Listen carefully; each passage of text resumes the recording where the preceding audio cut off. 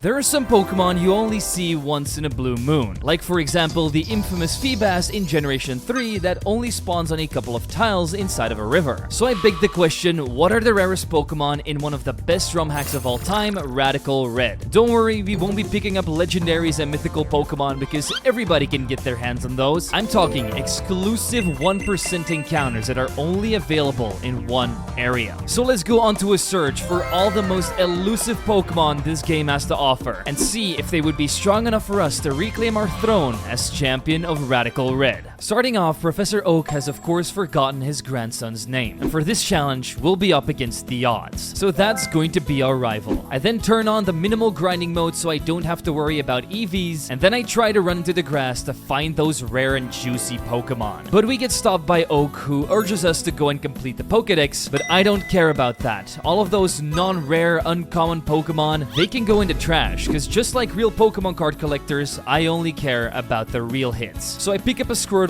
use it to destroy the odds, bring back the Professor's package from the Pokemart, and get my first set of balls. With these, I could start my scavenger journey, but how exactly do I determine what the rarest Pokemon are? Let me explain. Radical Red has documentation, where you can easily find what Pokemon are available at which location. This goes over every single route, gift Pokemon, raid den encounters, and everything else under the sun. So what I had to do was look at all the 1% encounters and see if they would be available in different areas or not. If they are available in another area, I won't be capturing them because that means they're way too easy to get. Unless that Pokemon is available in multiple locations, but in each of those areas it is a 1% encounter. Then I can still get it. But this was only the case with one Pokemon that will be coming up shortly, and it was actually needed for me to get past a certain point. Now let's get into our first elusive catch of the day, which ended up being in Viridian Forest, where after running from left to right for 20 minutes straight, I would eventually encounter the Ice Bug type Snom. But there is a little bit of a problem here. Its evolution, Frostmoth, is also available on the Seafoam Islands as a 4% encounter, so this Snom will never be allowed to evolve. It always needs to remain small, tiny, and weak. You might also wonder what this Pansear on your screen is for. At first I thought this thing was only available on Route 1, but as it turns out, it's also available in raid dens, so this was just a miscapture and got released straight after I got the Snom. I then went back to the Pokemon Center to give it the modest nature, because this thing only learns 2 attacks, Powder Snow and Struggle Bug. But to my surprise, they were enough to beat my very first rival battle against Brendan, the champion of Hoenn that came here in search of a new challenge. And we were going to be his first victim, but he underestimated my tiny little ice girl. So after seeing my bugs struggle for 4 turns in a row, his Corphish and Trico got defeated, which meant we could track back to the lab to complete a quiz that ended up giving us access to the Time Changer, as in Radical Red, different Pokemon will spawn depending on the time of day. So a necessary tool for a bounty hunter like me. Us bounty hunters also love to use nifty tools, so I also made a quick stop at Viridian City's school to challenge a Pokemon battle puzzle that required us to defeat 6 level 100 Shedinjas with only 3 level 5 Pokemon. So after doing what I do best, looking up YouTube tutorials and getting it done, I got access to the Poke Vial. So now we can heal up our team up to 6 times in between Poke Center visits, which will save us quite a lot of time. So let's get back to Viridian Forest, because there's 2 more very rare encounters waiting for us there. Once we changed it to daytime, we would get access to the 1% encounter Joltik, which is going to be crucial in the upcoming battle against Falkner, the flying type gym leader from Johto. Unfortunately, Galvantula is also available somewhere else, so this will also not be evolved. Then we had a deeper into the forest where there was an area that had a different encounter table as well. Here we found the ninja bug Nimble, who also has a new regional form in this game, but the original one is only available here. And with the amount of amazing moves Lokix gets access to, like First Impression, Sucker Punch, and Axe Kick, I gladly picked up this tiny grasshopper. I was going to go to Pewter City instantly, but remembered that we still had to fight the odds back on Route 22. So I used my newly acquired Joltik to sweep his 2 Pokemon, Starly and Bulbasaur, like they were nothing. Feeling like $1,000,000, I headed over to Pewter City to get my final encounter before the first gym. This would be in some random guy's garden where we encountered the Dragon-type Axew. This is the Pokemon I was talking about earlier. He's also available as a 1% encounter in the Safari Zone, but without him, beating Falkner and Brock is quite literally impossible, which is to be expected since before I got him, I only had 3 bugs that would either become breakfast or get squashed by rocks. Now let's get over to the museum where we can turn all of Faulkner's birds into fossils. He starts out strong with a rufflet that's up against my Joltik. I click Electroweb, which lowers its speed, but we also get hit by a speed-lowering rock tomb. I know that we're still going to outspeed and kill though, so I click Struggle Bug, but he anticipated another Electroweb and swapped out into Wattrel, which now does get hit, and on top of that, its special attack also gets lowered. If I wanted to win this fight, however, I needed a noble sacrifice, and Nimble was the perfect candidate for that. He heroically gave his life so Axew could come in and slice up this Wattrel with Breaking Swipe. His little Flittle with speed boost then blasted me with a Psybeam, so I had to bring in Snom and lowered special attack with Struggle Bug, which also turned out to be super effective. Now we'd be able to survive another hit, take down his Flittle, which left him with just a Rufflet that could not stand up to Electroweb. That's how he defeated Faulkner and could move on to Brock. Who'd you expect to be a harder opponent than Faulkner for my bug types, but by a miracle of the god Arceus, he turned out to be easier. So I got my Pokemon Brock hard and ready to face him. We started off by kicking his Geodude in the face with Nimble. This left him with only a little scratch and my bug would get buried under a pile of rocks. But this was all part of the plan because we broke his sturdy so that Joltik could come in and kill it with Mega Drain. Next up would be his engine Varoom, who would drive over my Snom like it was nothing. Sacrificing our little Snom definitely didn't feel good, but it was necessary to achieve glory, because now I could bring in Axew and spam Breaking Swipes. With those, I was able to cut up his Archon and also cripple his Onix quite a lot by lowering his attack and doing decent damage. Once his Onix was done taking me out, we only had Joltik left, but that ended up being enough, as it Mega Drained his Onix and used Electro Web to break down his engine and give him a huge bill for his mechanic. Now that Brock's in crippling depth, he had no other option than to give me the Boulder Badge, which would unlock the next section of the game for me, and with it, a ton of new encounters. Like on Route 3, where it took me about 15 minutes to get a Jigglypuff. And you may think Mount Moon had to offer a ton as well, because it has so many floors. But believe it or not, it was only the host to one of the most forgettable Pokemon ever, Elgyem, that can hopefully help us with sending some of our opponents straight into space. And we can start by trying with the executive of Team Rocket, Archer. He was mad we stole one of his fossils and wants it back, but we're not giving it away without a fight. And it actually took me quite a while to defeat him, all because of one Pokemon, his Mightyena. It would always use Bite or Fire Fang to basically sweep my entire team. So the only way for me to defeat him was by starting off with Axew and killing his Glimmet with 2 Breaking Swipes, which would unfortunately set 2 layers of Toxic Spikes on my side of the field. Mightyena would then come in and kill me with Bite, so I would have to bring in my newly acquired Jigglypuff. From here on out, I had to hit a Sing, which is really hard because it's only 55% accurate. Then I'd try to hit a Covet, but he always swaps out into his Houndour, who would take it pretty well and then incinerate me. Then I'd have to weaken it with my Elgyem's Headbutt and go down to 2 Snarls so that finally Joltik could come in and kill it with Electro Web. But it wasn't done here. Mightyena needed to stay asleep for long enough, otherwise it would still sweep me. So I hit it with 2 Electro Webs to lower its speed by 2 stages in case it woke up. That way my other 2 team members would be able to outspeed and do some more damage if needed. After it ate its berry, I hit one more Struggle Bug to bring it down to rate HP before dying to Fire Fang, but the curtain has already fallen. We only needed to hit one more Bug Bite and we were finally home free, allowing us to leave Mount Moon and increasing the level cap so we could do 2 new evolutions, Low Kicks and Wigglytuff. I just realized I could have evolved Jigglypuff before the Archer fight, which would have saved me a ton of trouble. Oh well, at least we did it the hard way. From here on out, I could either choose to take on Misty or challenge the odds again at Nugget Bridge. I was feeling lucky and would like some extra encounters before taking on the second gym leader, so I went with the latter. He now had a Kirlia that would take a Tri-Attack pretty well before swapping out into a Pawniard. Not the best matchup for my Wigglytuff, but I stayed in until I was only left with 3 HP after 2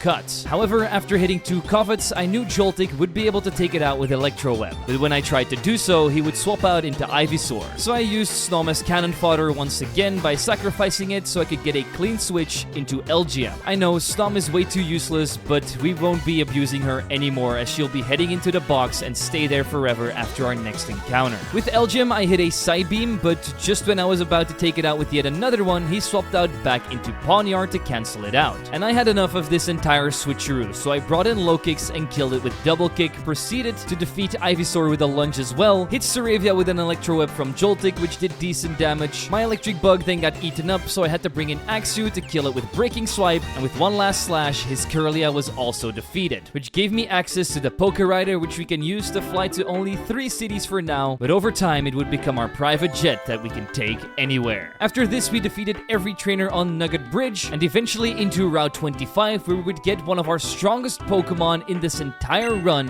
Zangoose. I know, crazy right? Zangoose as one of our best Pokemon. I'm not sure we're going to be able to complete this challenge, but I'll surely try for all of you at home. And if you'd want to support the channel in all of our Pokemon journeys, you can always become a member or Patreon supporters with the links in the description, which will make you eligible to be named after Pokemon in my runs. You also get a shout out at the end of every video if that interests you, and you can use our cool custom emojis inside of our comment section. And if you can't do any of that, don't worry, just make sure you're subscribed. Done? Thank you. Let's turn Bill back into a human now. Free cruise ticket acquired, but before we can enjoy the all-you-can-eat buffet, I'll have to take down Misty. So let's head over to her pool and do some swimming. She came prepared, starting off with a Frogadier that has protein. This not only made him really buff, but also made him change types every time he used a different move. This was a little tricky to determine his weakness, but after I started spamming low sweep, I only needed to hit 3 of them to kick him to the curb. Next up was Clodsire, and because of all the rock tombs we took, Lokix was basically done for, so I hit one more low sweep and sacrificed him. I then brought in Elgyem and started spamming Psybeam, and the only way I took down this Clodsire was with a critical hit, because otherwise it would just keep healing up with Recover since we weren't doing enough damage. Once that crit was hit, she would bring out Starmie, so I did indeed let myself go down again, swapped in Joltik and hit it with an Electro Web before dying to Psyshock. Because its speed was lowered, I could now send out Zangoose, who'd use his claws to crush it. Last up would be our Floatzel, and once we tanked a Water Pulse, we would counter back with a Revenge, and since that was also a critical hit, Floatzel died right then and there. And we got ourselves the shiny Cascade badge. Once it was added to my collection, I moved on to the next route, where we encounter a children-stealing balloon named Drifloon. I was hesitant to add a criminal like that to my team, but in the end I decided to give him a second chance because we don't have that many options anyway. Plus, on route number 6, we would actually get a Pokemon with some really good karma, Togepi, the little egg. I was also surprised to see this, but inside of the documentation, it doesn't stand as listed anywhere else but here. And once it becomes a Togekiss, it'll be a great special attacker, so I gladly added it to the squad. I then finally reached the docks where I would get on the SS Anne, where we'd not only ruin a ton of people's vacations, but also got so much pleasure out of it that Elgyem would evolve into Behem. He might have been useful for our fight against Brendan, but we had Lokix to deal with him. Like, literally, he swept everything he had. Loudred got double kicked, Lunatone got lunged, his Crab got sucker punched in the face, and Grovyle got pounced on. This loss made Brendan so sad that he decided to leave the cruise because this luxury vacation didn't even seem worth it to him anymore. As punishment for harassing all of this boat's guests, however, we had to rub the captain's disgusting back, but we also learned something out of it: how to chop down trees with my bare hands. Now that our brain is filled with new life lessons, I headed to Diglett Cave to grab our next encounter, Hippopotas. She and her huge nostrils would unfortunately never evolve into Hippowdon, as that thing is also available in the Safari Zone. But evolution or not, I already know that she's going to be very useful against our upcoming fight against Lieutenant Surge. But to ensure our victory over the retired warlord, we would need one more item: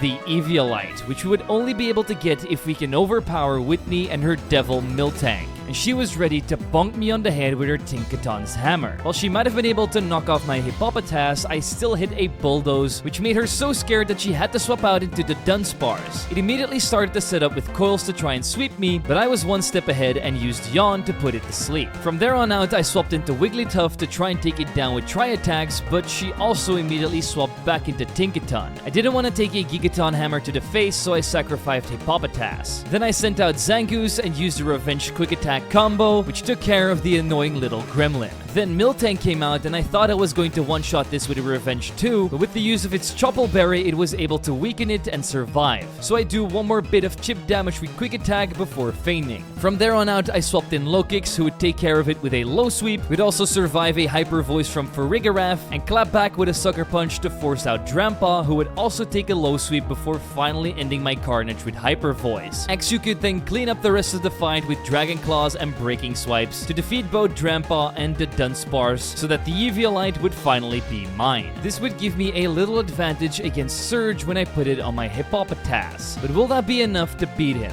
Let's see. I start off with Axew against his Penchurchin, which immediately sets up the electric terrain to boost the damage of his own electric type moves. I do okay damage with 2 Dragon Claws, but I was never meant to take this thing down with just Axew. That's when Hippopotas comes in, and just when I'm about to take it out with a Crunch, I already know he's going to swap out into Vikavolt, so I click Crunch to hit it. With the Sandstorm up, he'll also take damage every turn, which will definitely work in our favor as well. Expecting a Bug Buzz, I swap out into Wigglytuff, who starts spamming Tri-Attacks in the upcoming turns until I finally get a crit that takes down the big bug. Next up is Palmont, who fists me with a Thunder Punch. So I bring in Behem, who can tank 2 of them with the use of its Oran Berry, and even comes out as victor using 2 Psybeams. Bellibolt is up next, which we can't really do anything against anymore, so I let my Pokemon go down, swap in Hippopotas, and use Bulldoze to lower its speed. I nearly get taken out by Muddy Water, so I click Dig the next turn so that we have an extra turn of Sandstorm damage before we get taken down. After this, Zangoose can tear it apart with Crush Claw, and then the big boy Mega Manectric shows its face. This thing is incredibly annoying because it has double Intimidate when it Mega Evolves, which cripples my Zangoose's attack, but honestly, we still do decent damage. Then it decides to Volt Switch out and kill my Zangoose, which only leaves me with low kicks, but because his last 2 remaining Pokemon are already damaged, we can just use our Lunges and Sucker Punch to come out on top with just 24 HP remaining after we got hit with that nasty Flame Burst. The Lieutenant definitely gave us our closest battle yet, but we still managed to acquire the Thunder Badge. Next up on our adventure was the huge cave where everybody gets lost, Rock Tunnel. So many people have been claimed by the darkness here, but if you have the HM for Flash, everything becomes clear. So clear in fact that we could easily spot our next team member, Glimmet, a super useful Pokemon introduced in Generation 9, and it is also the ace of the champion there. And for good reason, with his high special attack and really useful ability, Toxic Debris. This sets up layers of toxic spikes every time it gets hit. Super useful if you're trying to do some chip damage on your opponent to clear off kills. Once it was added to the team, I also evolved my Togepi into Togetic, and then went straight past a spooky ghost-infested Lavender Town to search around for the elusive Miltank on Route 8. We all know how much destruction this thing can cause in the hands of Whitney, so I'm going to try my best to live up to that legend. Next up on our adventure was Celadon City, where we'd immediately challenged the new gym leader, Erica. But before doing so, I knew my level cap had increased and I had tons of Pokemon that were good against all of her grass types. So I immediately started evolving by getting Axew all the way up to its final evolution, Haxorus, Glimmet into the flying toxic flower that is Glimmora, and Drifloon inhaled so much hot air that he turned into Drifblim. Now let's show Erica how useless grass types are. She leads off with a Rillaboom that sets up the grassy terrain for her. I could not care less about that because Drifblim's air slashes sliced through it like butter. Next up was her Alolan Electrode that was obviously going to go for an electric type move, so I swapped in Haxorus to tank it and used First Impression to send it back in time. Then her custom shiny Meganium came in, and I love this way more than its usual shiny form, but in Radical Red this thing is a grass fairy type, which means it's a big target for my Glimmora's Venoshock. So big in fact that it can't even survive a single hit. Meowscarada would then get Erica's first kill with a knockoff, so I brought in Lokix, who could hit 2 low sweeps to nearly take it out if she hadn't used U-turn to swap into her Mega Venusaur. All I could do was hit it with a Sucker Punch before I got drained. From there on out, Togetic could also hit one more Air Slash before getting bombed by Sludge, and in the end, Drifblim had to slice it apart with some more air. This left her with only Meowscarada, who could make my Drifblim crash, but because of our ability Aftermath, we took it with us. Rainbow Badge acquired. Time to do some underage gambling. Turns out that's really frowned upon. Not even the NPCs here would let me on the slots, so instead I would spin around in the Mafia's hideout. Once I stole all of their pastrami sandwiches, I confronted their boss Giovanni, who wasn't too happy about that. So he attacked me with his giant-ass Nidoking, and we defended ourselves with Zangoose, who could tank an Earth Power, set up a Swords Dance, and slash it apart. Punchko then pecked my boy's eyes out, which allowed me to bring in Glimmora, who would get hit with a Sucker Punch, which would set up some free Toxic Spikes for me,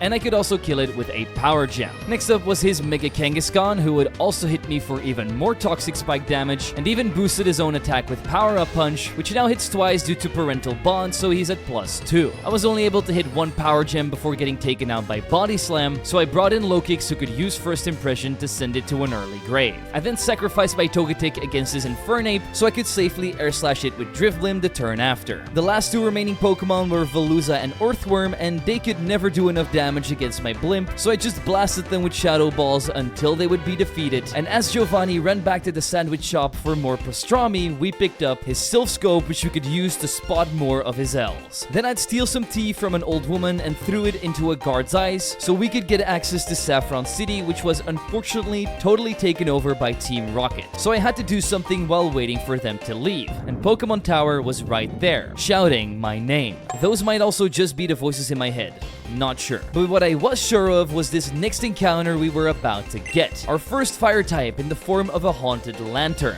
That might not be super exciting, but Chandelure's special attack is through the roof. So maybe we can use it to haunt some of our opponents. On the top of the Pokemon Tower, we also defeated an angry shiny mother who just wanted justice for her kidnapped children. So I did just that by defeating every single Team Rocket grunt on the top floor and taking Mr. Fuji back to his house. As a reward, we got our Poke Flute, plus we also defeated his apprentice Morty. Also, we could get the Shadow Ball TM that we never even used. So let's move on to some more important stuff, like saving the biggest tech company in the entire Pokemon region from a mob of angry Italians. No, seriously, Secret Services should hire me. Secret Agent Zwiggo. I can already see it on the billboards. But my dreams are taking me off my main goal, defeating this wretched game and overcoming the odds so we can move up in the world. So let's see if we can do it again. I wanted to start off with one-shotting his Staraptor with Power Gem, but that didn't end up working as he U-turned out into King Ambit. This did, however, set up some toxic spikes, but I wasn't going to stay in against this mighty Steel type. So I swapped out into Chandelure, who could hit it with a single Inferno to burn it down. Next up was his Mega Venusaur, who would put me to sleep with Sleep Powder. Because Radical Red has Sleep Claws, which means only one Pokemon can be asleep in your party, I decided to switch out immediately into Togetic, who would only be able to hit one Air Slash before getting bombed. Yeah, I know, Togetic has quite literally just been cannon fodder, but believe me, once I finally evolve it, the tides will turn. But for now, Haxorus is going to do the heavy lifting by taking down this big boy with Dual Chop. Once Azumarill came out, I immediately swapped into Glimmora again and used a combination of Sludge Wave and Power Gem to take care of his 3 last remaining Pokemon. Even though we won this fight, our adventure in Silphco is not over, because we need to face the Rocket duo that is Ariana and Archer. Unfortunately, we're being dragged down in this fight by our rival Brendan. I'm not joking, this fight took me over 30 attempts to get right, all because this man refuses to be smart. I mean, who even runs a Masquerain and an Exploud in a team if you want to become champion? These Team Rocket executives were laughing at us so hard for having to come back like every other minute, but in the end, we took the last laugh. It's like that one meme where your friend beats you 100 times in a video game and then you beat them once and think you're the best player ever. That's basically what happened here. But let me show you what I had to do to come out on top. We start off with our Masquerain and Chandelure, and I immediately click Shadow Ball to take out the opposing Gothitelle. Masquerain does nothing because it gets flinched by the fake out from Incineroar. Then their Mega Houndoom comes in and one-shots me with a Dark Pulse. Masquerain does do something good, hitting a Scalded Houndoom, which brings it down to red HP, which gives me the opportunity to finish it off with Low Kick's Sucker Punch. I hit another one on the incoming shiny Silver Goldengo, and our entire side even survives a Make It Rain. On top of this, Masquerain can finally take down Incineroar with a Scald as well, which brings out their Primarina. I then use a Sucker Punch to take out Goldengo, which means we only have one more Pokemon to worry about. We also get taken down by Dazzling Gleam, but still have Wigglytuff in the back. This time, Masquerain uses Giga Drain to finish off Primarina, and I put it to sleep with Lovely Kiss for no reason at all, because we still got hit with a Hyper Voice, but Exploud counters back the next turn with one of his own and takes down Primarina. This only leaves them with their Mega Mawile, so I put it to sleep as well, and with Exploud's Flamethrowers, it only takes 2 turns for us to overcome this insane obstacle, which means it's time for the big boss, Giovanni. He's here to expand his pastrami sandwich business, but the director is having none of it. He is selling electronics, not sandwiches, and would like Giovanni to leave. So I guess we have to change from a Pokemon trainer into a bodyguard and escort him out. As usual, he wasn't going down without a fight, so we both threw out our Pokemon and fought right there and there in the most important office in the world. I started off with Zangoose and used Fake Out, Swords Dance, and Ice Punch, which was the best combo to deal with his Hippowdon. His Mega Kangaskong hit the field next, and I already know this thing is gonna go for Fake Out, so I swap in Drifblim to counter it out. Crunch was coming next, so I swapped in Wigglytuff and tried to hit Moonblast, but we ended up getting slammed by his big body. After this, I sent out Glimmora and set up a Stealth Rock while he switched out into Excadrill. One turn later, and an Earthquake would end me off though,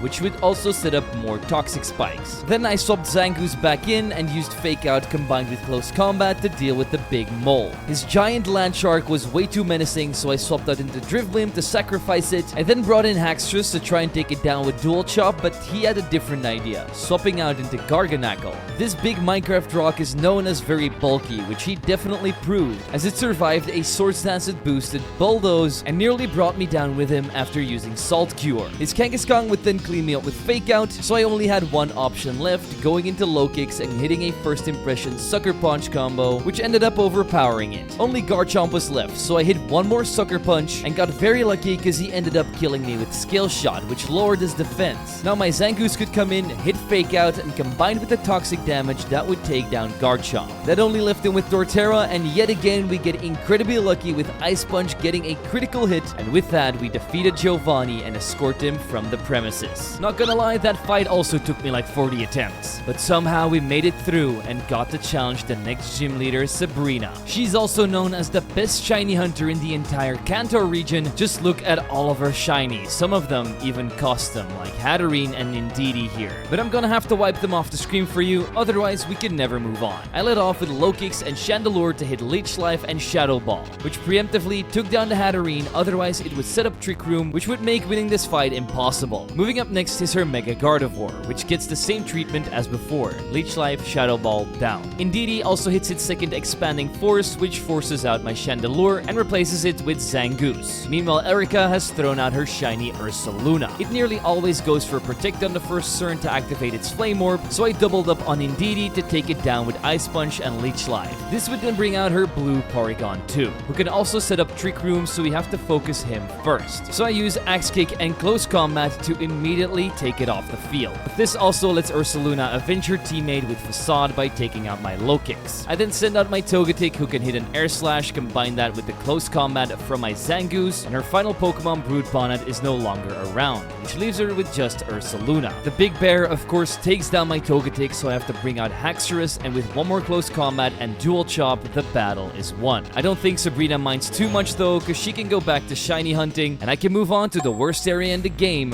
Route 13. A battlefield filled with weather conditions, boss teams, and immensely strong team compositions that will definitely take you down a peg. And with my dumbass not being prepared for any of them, I of course fell victim to the bonking my head into a wall until it breaks scenario. With a huge headache, I still managed to make my way through all of these battles, which allowed me to find one of the most crucial 1% exclusives that I could get.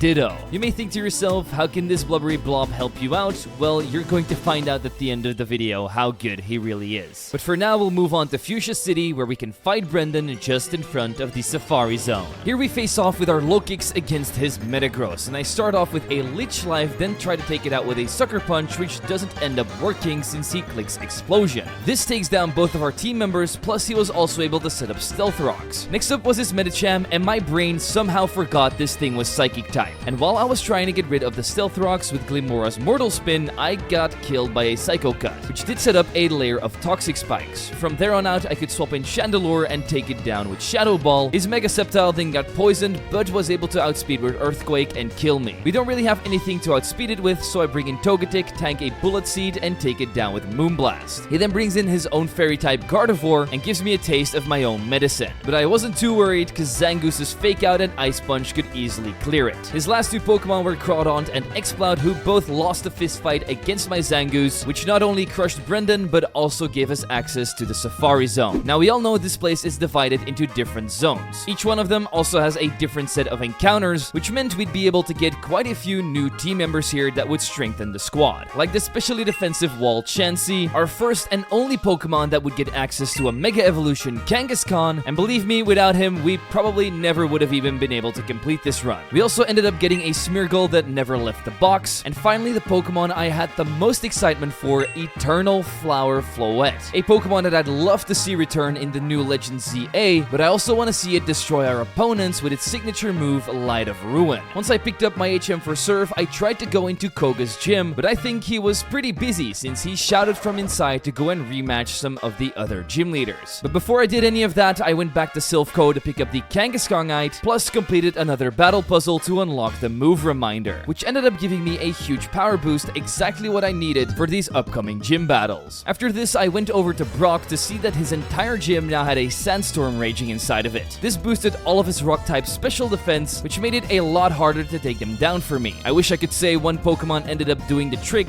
but that was not the case at all. We were trading blows most of the time, with our Floette and Great Tusk going down in the same turn due to sandstorm damage, Mega Aerodactyl then taking insane damage from my Zangoose' fake out and close combat just for me to sack Miltank so I could safely bring in low kicks to hit the priority Sucker Punch and take it down. I then proceeded to hit another Sucker Punch on his Hisuian Arcanine, but a Flare Blitz then sent my buck to heaven. Zangoose can once again play the hero and mash it around with a close combat, but I knew that wouldn't be enough for his next Pokemon Ursaluna, so I swapped out into Haxorus and hit a Glaive Rush before yet again falling to a Blood Moon. Now Zangoose did enough damage to finish it off with close combat, plus we hit one more on Lord Helix as well, who proceeded to freeze me with an Ice Beam, which forced me into my last Pokemon, Mega Kangaskhan. A fake out was enough to do the job, but he still had Tyranitar left. Now that we're both down to our last Pokemon, I decided to click Iron Tail, which ended up doing more than half, but also activated his weakness policy. This made his Stone Edge hit really hard and only left me with 28 HP, and with the Sandstorm damage, that was brought down to 13. I wasn't sure that Power Up Punch was going to take it out, but I couldn't risk it on Iron Tail missing, so I clicked it and defeated Brock for the second time, in a very hard-fought battle. The battle with Misty would also come down to the wire, with our Kangaskhan putting in a shift by doing okay damage on her Palafin and taking down her Archaludon with a few power-up punches. We had taken way too much damage after this, however, so once we hit one more power-up punch on the incoming Ferrothorn, we ended up going down to the Iron Thorns and Rocky Helmet contact damage. A first impression from Lokix did deal with it after this, but another problem then arose. Her Gorbis, who was able to set up a Shell Smash, plus negating my Sucker Punch with her Dazzling ability. It would then wash me out with a Surf, but Floette could survive one with her high special defense and ended up dancing on its grave with Petals. Her Kingdra then finished the job with Snipe Shot, and with Zangoose coming in, we could use the fake out close combat combo that we all know and love, which ended up knocking out the Seahorse. From here on out, Palafin cleared me up with a Drain Punch, and just when I was about to hit a Body Slam with Miltank, she swapped out into her Mega Gyarados, which we ended up getting a lucky para on. From there on out, it was just spamming Body Slam until it would fall, which only left her cosplaying Dolphin. Yes, it took down my Miltank, but because it's now locked into the Choice Bandit's flip turn, it would not be able to do enough damage to take down my Haxorus, and 2 Glaive Rushes did the trick.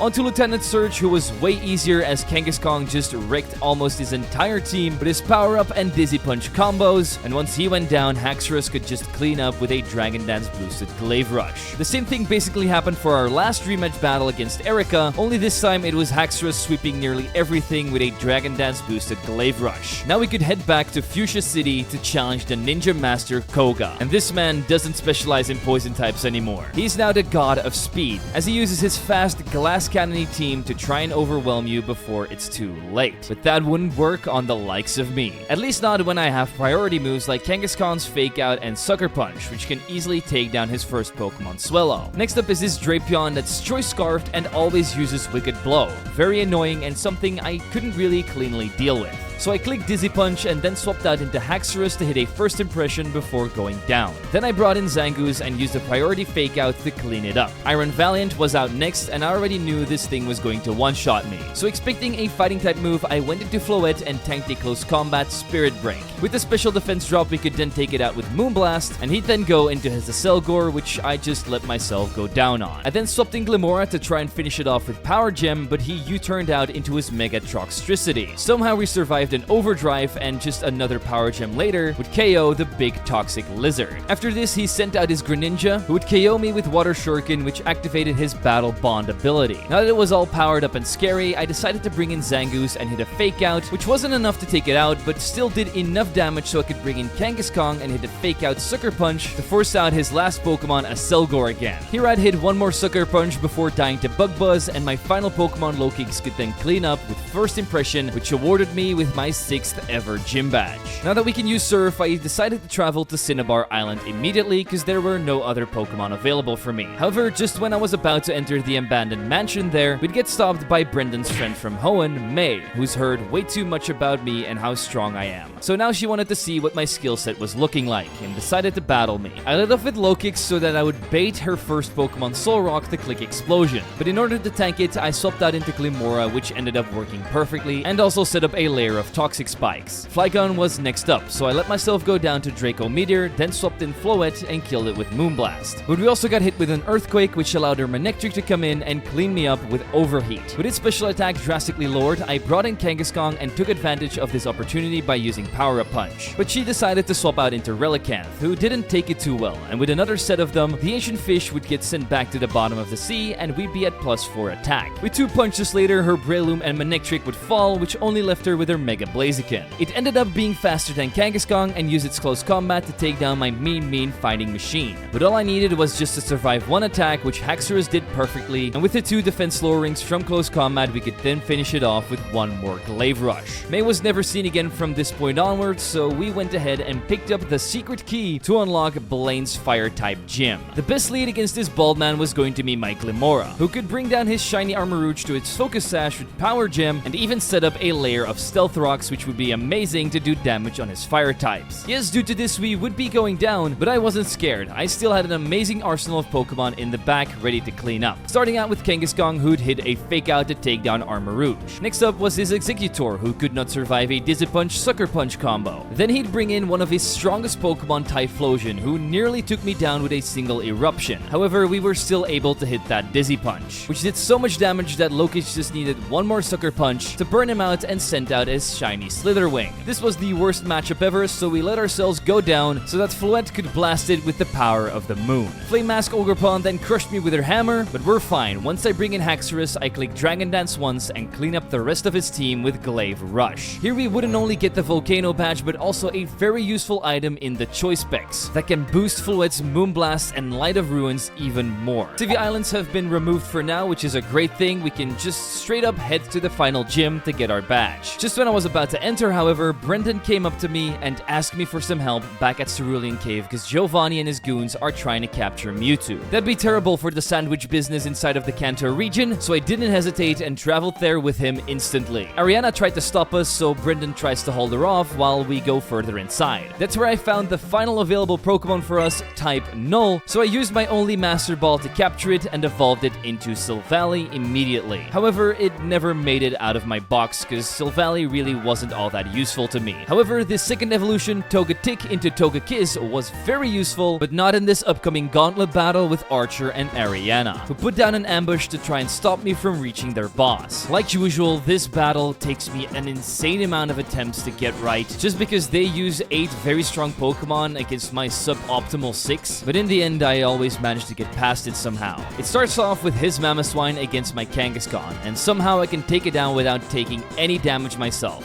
He then sends out Mimikyu. This annoying little doll always sets up Swords Dance due to his disguise ability. Luckily, I'm able to get rid of it and do decent damage with Glimmora's Sludge Wave, but in the end, we still go down to a Shadow Claw and Shadow Sneak. Once Kangaskhan takes it down with Sucker Punch, I then swap into Chandelure to face his Durant. Normally, all we have to do is hit a Flame Burst to take it out, but we got flinched by Iron Head, which foiled that plan fully and forced me out into Haxorus. With her, we could click Close Combat 2 times and finish off the end, as well as his Mega Houndoom. We weren't done there, we still had to face Ariana straight after. She leads off with a Hatterene, and we got really lucky here, as we were able to confuse it with Dizzy Punch from Kangaskhan. We couldn't take it down, however, because she decided to swap out into her Mega Mawile, who also ended up getting confused, which was the only reason we even won this fight in the first place, because it set up a Swords Dance, then hit itself in its confusion, which allowed Haxorus to kill it with Close Combat. From there on out, Rhyperior would also take a Close Combat, and once it took down my Haxorus, we brought in Floette and spammed Moonblast on her remaining 3 Pokemon to win this annoying gauntlet battle and move on to the big boss Giovanni. He's going to try and turn Mewtwo into the ultimate sandwich machine by distributing his products with its psychic powers. So me and Champion Lance are going to combine our powers to put a stop to this once and for all. We got to pick 3 Pokemon for this battle, and I decided to go with Floette, Kangaskhan, and Togekiss. His starting duo is going to be a Tapu Lele and Scrafty, and while they might have been able to set up the Psychic Terrain, both still get one-shot by our Moonblast Moonblast and Spirit Shackle. Next up is his Excadrill and Celesteela. So me and Lance double up on the mole to crush it, which forces out the main man Mewtwo. The Celesteela is way too busy boosting its speed, so we double up into the Mewtwo yet again, which takes it out, but it isn't going down without a fight as it transforms into its Mega Y version. In the turn after, Celesteela can use Meteor Beam to boost its special attack, and with another expanding force, both of our team members are wiped out. So we're forced to bring in Togekiss and Mega Salamence, who once again double up on Mewtwo to finally take it down with Double Edge and Moonblast. But with an expanding force and an attack from Celesteela, Salamence also gets taken out and Dialga is Lance's final Pokemon. Giovanni then sends out his final Pokemon, Tyranitar. Because our Togekiss has already taken way too much damage, we get taken out by Earth Slash, but Dialga does hit a body press on it. I then bring out my final Pokemon Kangaskhan to clean it up with Power Punch, which just leaves the Ultra Beast. My Kangaskhan eventually also gets taken out by Earth Slash, which just leaves our Dialga on the field, and one flinch from Celesteela and this battle would be over in his favor. We ended up getting lucky, no flinches were made, and 2 more flamethrowers melted Giovanni's hopes and dreams. Mewtwo then starts bringing down the cave, and we run out as fast as possible. Giovanni then realizes the error in his ways, and as compensation, me and Lance will get free sandwiches for life. A very good trade-off for him and his executives not to go to jail. But our journey isn't over yet. We still have to face Lance ourselves eventually. And if you want to do that, we need to get our final gym badge of the new gym leader, Claire. I thought her and her dragon types would be putting up a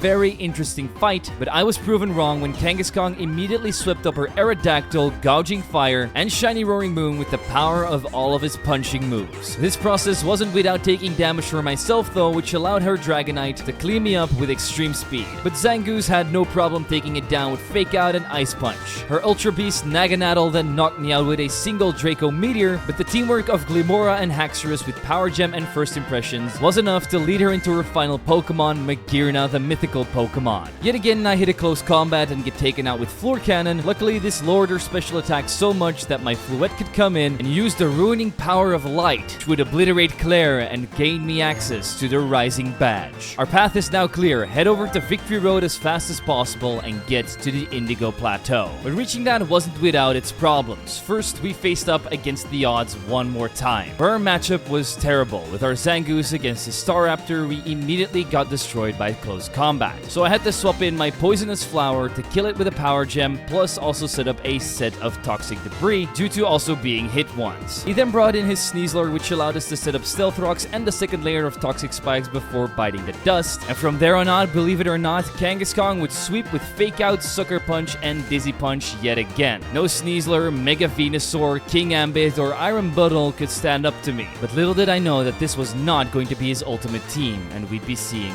more of him later. Unknowingly, I then went through the badge gates, and just before Victory Cave, we'd have one last battle with our other rival, Brendan. He's here with his ace team, the best one he could assemble. So let's see if we can bring it down. He somehow got his hands on a Deoxys attack form, but this thing's defenses are garbage. Hence why it died to just a single Fake Out from Kangaskhan. Then he'd send out Landorus, who took a Moonblast from Togekiss and then proceeded to bury me under a pile of rocks. We did bring it down to red HP so Zangoose could clean up with Fake Out yet again. His wish Pokemon Jirachi would also take a close combat to the face before taking me down with Iron Heads, and just when I thought Kangaskhan could clean it up with Sucker Punch, he swapped out into his Galarian Zapdos. I knew this thing was Choice Banded and would go for a fighting type move, so I swapped in Chandelure to lock it in. I then really wanted to kill it with Inferno, but missed 5 of them in a row, which caused the opposing bird to struggle. I think we all know the saying, right? If it isn't 100% accurate, it's 10% accurate. But in the end, I was able to finish it off with Shadow Balls. We then got KO'd by his Mega Sceptile's Earthquake, so I thought, hey, maybe my Fluette can do something against it. But nope,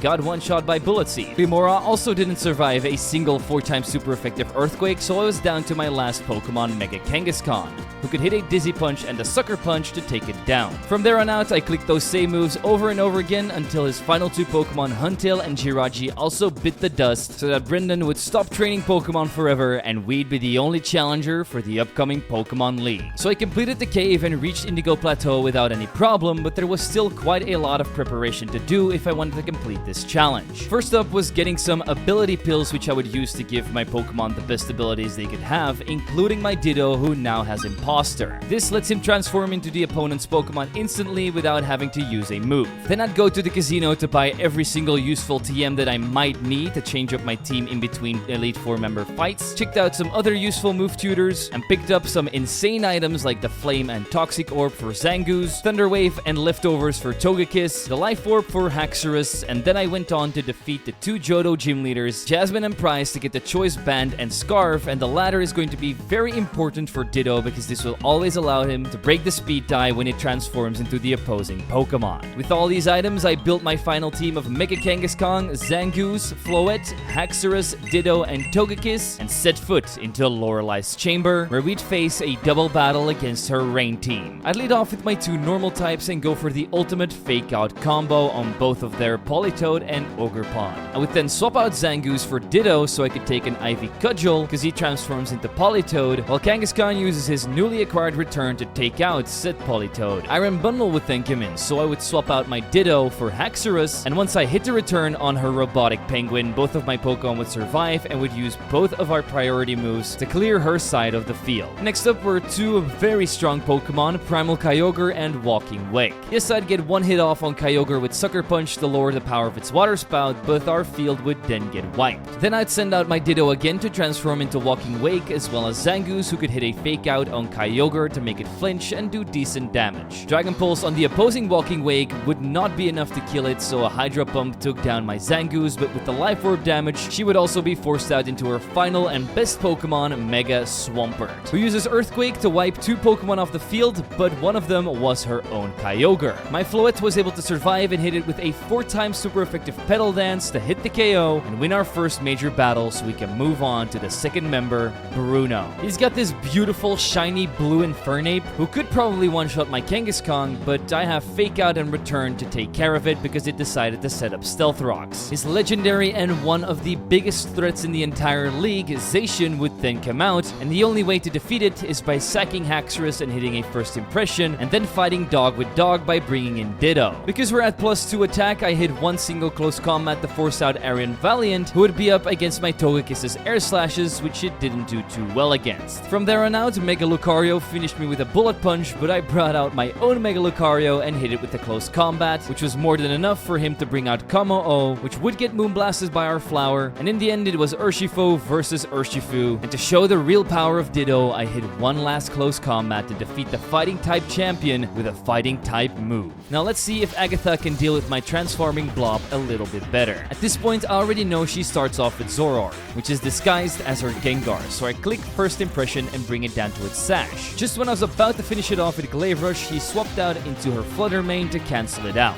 I didn't really know what to do, so I sent out Fairy type to fight Fairy type, but I ended up losing that fight because of the recoil damage of Light of Ruin. But Mega Kangaskhan could once again come in clutch with the Sucker Punch so that she could send out Marshadow, the only answer to this. I then proceeded to send out Ditto, but somehow we got defeated by a single Shadow Sneak, which is something I never expected. So Togekiss had to take it out with 2 more Moonblasts. It did take huge damage from a Spectral Thief, which meant we were not going to survive another hit as Goldengo took me down with Make It Rain. Luckily, I gave Zangoose the Shadow Claw TM, and with just 2 of those, all of its gold was scratched off, and we'd be up against Chen Pao, who would kill us with an Ice Shard. So I bring out Kangaskhan again and use Fake Out Power Up Punch to take it down and boost my own attack, which makes the rest of the fight an easy cleanup with 2 more Sucker Punches. Onto Lance, who was supposed to be the champion but has now been replaced by somebody else. Him and his dragons would prove to be a very intimidating opponent, but nothing we can't handle. Which you can easily see as my Zangoose can take down his first Pokemon Aerodactyl without any trouble and even hit another Ice Punch on his Iron Hoogalis. Yes, the toxic damage we racked up would eventually take us down, but we had also frozen the opponent to cripple its special attack. I then tried to take it down with Togekiss's Moonblast, but he was way too smart, swapping out into Melmetal. I don't really have a good Pokemon to deal with this, so it was Ditto time. I hit it with an Earthquake, which didn't end up being enough, and because of our very low HP, we'd go down to an Earthquake of his own. Once that was done, I brought in Kangaskhan and boosted my attack with Power-Up Punches, but we would also get hit with a double Iron Bash. After surviving, he would bring in his Primal Dialga, who would take a Sucker Punch, but we'd still be left with around half of its HP. Once we got blasted by a Flash Cannon, however, it was Floette's time to shine, by bringing down this gigantic legendary with a Light of Ruin. And the same fate was laid away for the following 2 Pokemon, Jugelis and Mega Salamence, as they were not able to take me down fast enough. We did also get finished off by our own recoil damage, but this only left him with Dragonite against my Togekiss, which would normally be an easy matchup, but I decided to Thunder Wave it to cripple its speed. Even though it did despite that, it was still able to set up 2 Dragon Dances and survived a Moonblast with its multi-scale ability, and then took me down with a dual Wing Beat, leaving me only with Haxorus. And if we hadn't paralyzed that dragon, we would have been done for, but now we can outspeed, hit the Glaive Rush, and defeat